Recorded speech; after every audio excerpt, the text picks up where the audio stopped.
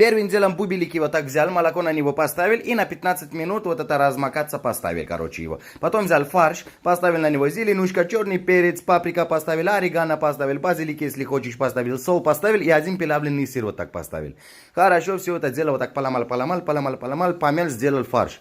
Бубелики через 15 минут вот так поставил на противень, на каждой дырочке поставил вот так фарш и поставил загораться на духовку на 200 градусов на полчаса. Потом достал, поставил сырочек вот так сверху на каждый и еще на 5 минут. Потом достал и кайфуешь такой. Очень вкусная штучка получается. Приятный тебе.